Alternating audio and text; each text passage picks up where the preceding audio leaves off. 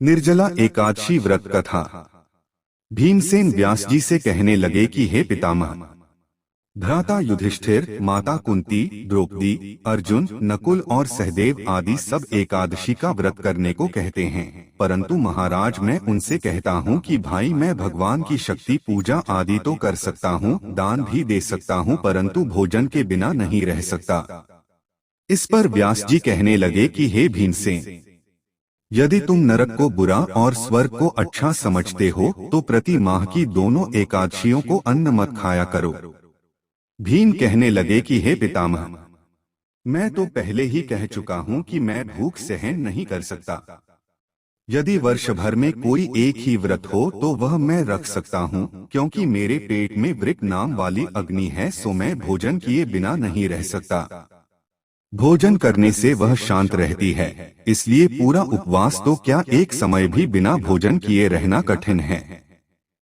अतः आप मुझे कोई ऐसा व्रत बताइए जो वर्ष में केवल एक बार ही करना पड़े और मुझे स्वर्ग की प्राप्ति हो जाए।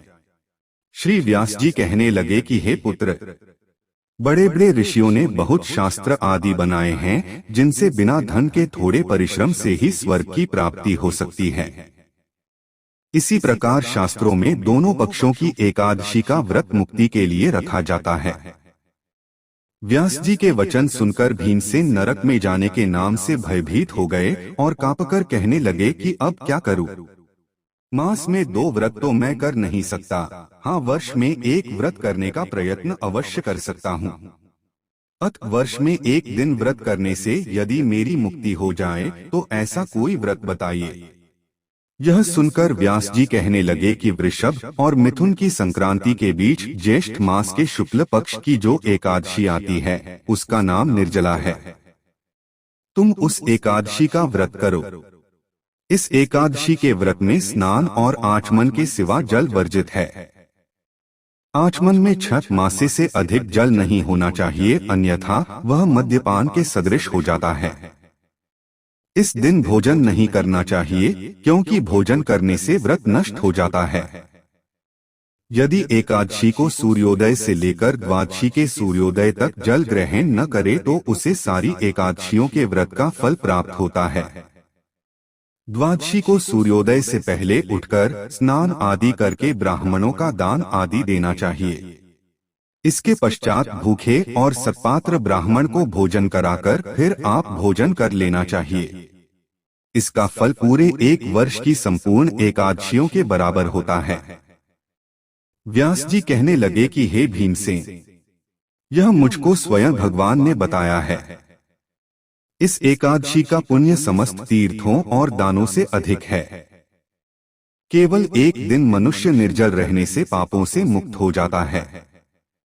जो मनुष्य निर्जला एकादशी का व्रत करते हैं उनकी मृत्यु के समय यमदूत आकर नहीं घेरते, वरन भगवान के पार्षद उसे पुष्पक विमान में बिठाकर स्वर्ग को ले जाते हैं। अतः संसार में सबसे श्रेष्ठ निर्जला एकादशी का व्रत है, इसलिए यत्न के साथ इस व्रत को करना चाहिए। उस दिन नमो भगवते वासुदेवाय मंत्र का उच्चारण करना चाहिए और गोदान करना चाहिए। इस प्रकार व्यास जी की आज्ञानुसार भीमसेन ने इस व्रत को किया। इसलिए इस एकादशी को भीमसेनी या पांडव एकादशी भी कहते हैं। निर्जला व्रत करने से पूर्व भगवान से प्रार्थना करें कि हे भगवान, आज मैं निर्जला व्रत करता हूँ, दूसरे दिन भोजन करूँगा। मैं इस व्रत को श्रद्धापूर्वक करूँगा, अतः आपकी कृपा से मेरे सब पाप नष्ट हो जाएं।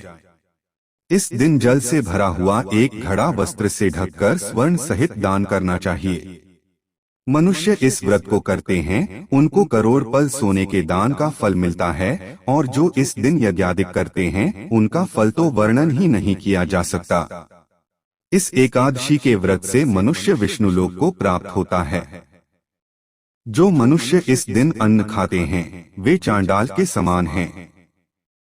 वे अंत में नरक में जाते हैं। जिसने निर्जला एकादशी का व्रत किया है वह चाहे ब्रह्मा हत्यारा हो, मद्यपान करता हो, चोरी की हो या गुरु के साथ द्वेष किया हो, मगर इस व्रत के प्रभाव से स्वर्ग जाता है। हे कुंती पुत्र, जो पुरुष या स्त्री श्रद्धापूर्वक इस व्रत को करते हैं उन्हें अग्रलिखित कर्म करने चाहिए। प्रथम भगवान का पूजन, फिर गौदान, ब्राह्मणों को मिष्ठान्न व दक्षिणा देनी चाहिए तथा जल से भरे कलश का दान अवश्य करना चाहिए। निर्जला के दिन अन्न, वस्त्र, उपाहन, जूती आदि का दान भी करना चाहिए। जो मनुष्य भक्तिपूर्वक इस कथा को पढ़ते या सुनते हैं उन्हें निश्चय ही स्वर्ग की प्राप्ति होती है।